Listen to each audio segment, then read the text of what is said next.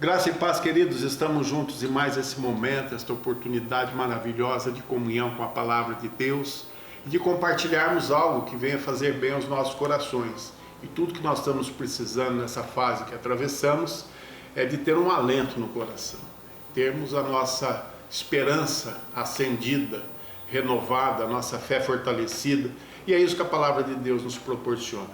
Existe um versículo do qual eu gostaria de enfatizar. Está no Evangelho de Lucas, capítulo 8, o versículo diz: Mas Jesus, ouvindo isso, disse-lhe: Não temas, crê somente, e ela será salva. Esse versículo é um fato isolado, mas dentro de um contexto de uma cura por atacado que Jesus fez. Certa feita, ele estava passando e foi surpreendido com um pedido de Jairo. Jairo era chefe de uma das sinagogas e ele procurou Jesus porque tinha uma filha única que estava à beira da morte, uma doença gravíssima. E depois de esgotar todo o recurso à sua disposição como chefe da sinagoga, ele viu em Jesus a oportunidade de cura para sua filha. E ele procurou Jesus sem hesitar. E Jesus prontamente se prontificou a ir com ele. E a caminho, uma grande multidão envolvia Jesus. E é onde o Evangelho de Lucas traz uma história bastante surpreendente dentro desse fato de Jairo. Uma mulher que há muito tempo sofria de um fluxo, de uma hemorragia crônica, já tinha gastado tudo que tinha em medicamentos, e ela resolveu chegar por Jesus e tocar em suas vestes, porque ela não tinha mais recurso e a sua condição até hemorrágica, segundo a lei dos judeus, a colocava como imunda. Então ela não podia conversar com o homem, principalmente Jesus. E ela creu no seu coração, um texto bastante conhecido, um fato, uma história, que se pelo menos ela tocasse nas vestes de Jesus, ela poderia ser curada. E no meio daquela multidão ela fez isso. E Jesus parou a multidão toda e queria saber quem havia tocado. E Pedro falou: Senhor, olha a multidão. E o Senhor pergunta quem lhe tocou. Aí Jesus disse: alguém me tocou de modo diferente, porque eu senti que de mim saiu virtude. E aquela multidão parada, atenta àquela indagação de Jesus, até que a mulher se apresentou e se identificou. E quando Jesus ainda conversava com aquela mulher e a despedia, dizendo: filha, tua fé te salvou, né? Vai-te em paz.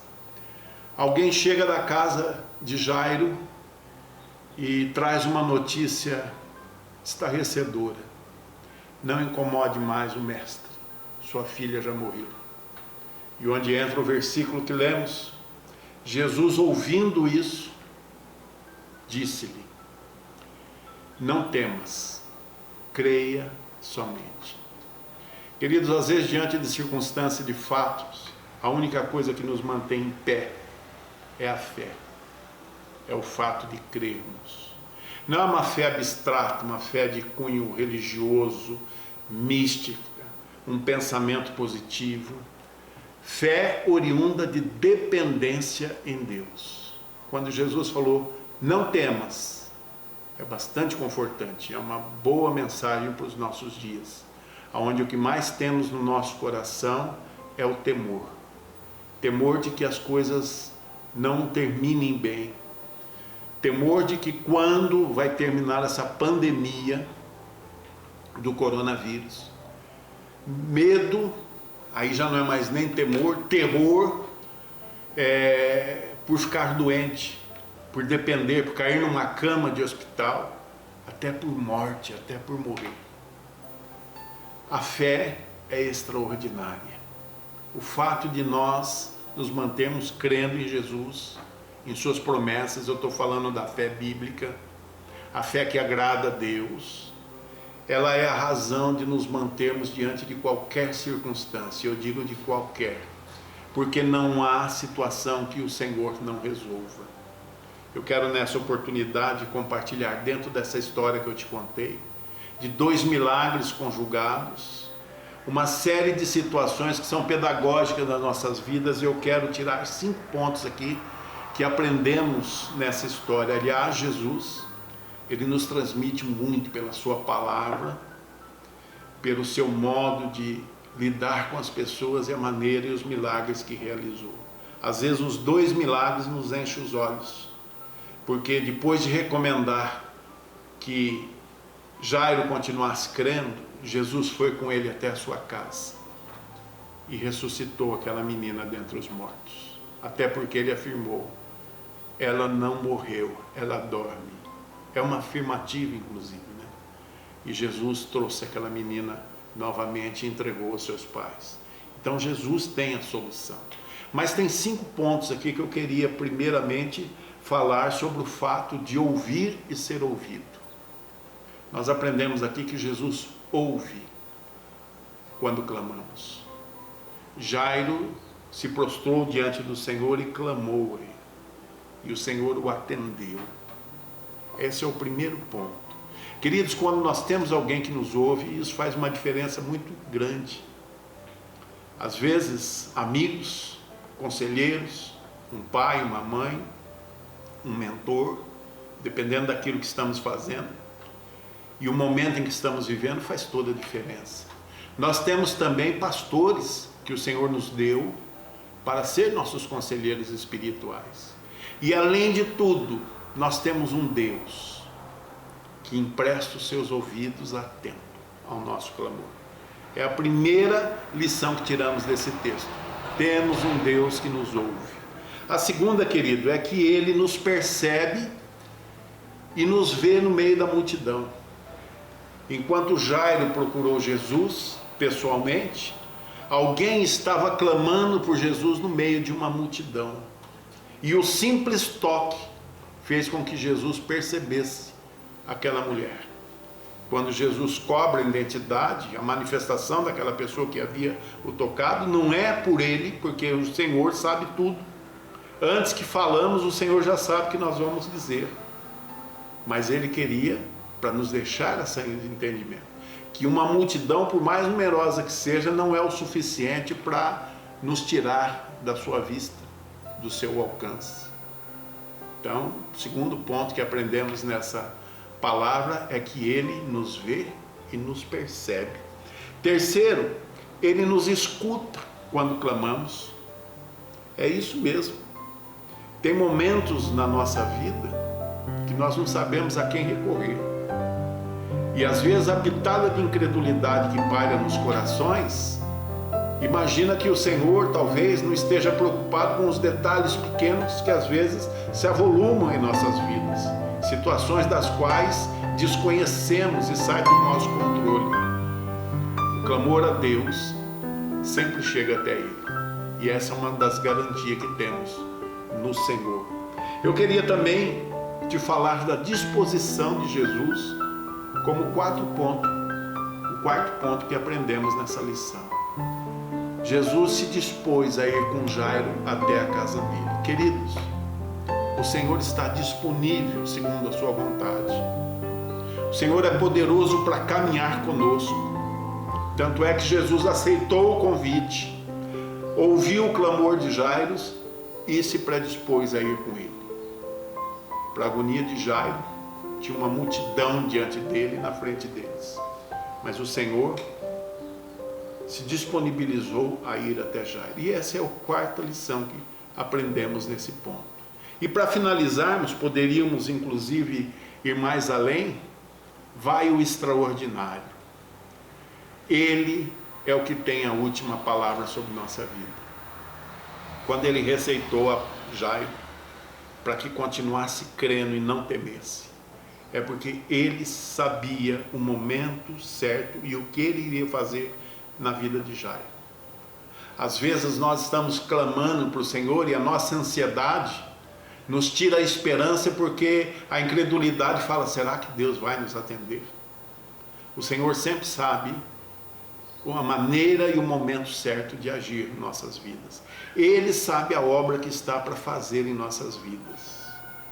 Além dele ser aquele que resolve nossos problemas, ele é aquele que nos cura. E nessa história conjugada, que eu acabei de te falar, bíblica, tem a história e o relato de 2 curas, fora as outras que não foram mencionadas, porque só o fato de Jesus passar, as pessoas mudavam. Eu quero te dizer que Ele cura as nossas enfermidades. Para resumir, eu quero te contar a história de uma pessoa que está passando por momentos difíceis, porque dado a crise do coronavírus, do Covid-19, os tratamentos de saúde paralelos, as cirurgias e os atendimentos de baixa complexidade estão todos suspensos. E ela tem um tratamento e um medicamento que precisa sob prescrição médica, senão a sua enfermidade lhe traz consequências muito pesadas. Essa pessoa perguntou se Jesus podia curá-la, porque ela estava um pouquinho incrédula com relação ao sistema. Eu disse a ela: filha, às vezes o que você tem diante de você são os médicos. E médicos muitas vezes são autoridades de Deus para te curar. Agora, na ausência de médico, quem que você tem? Ela disse: pastor, não tem ninguém. Eu falei: então você tem Deus, e é tudo o que você precisa.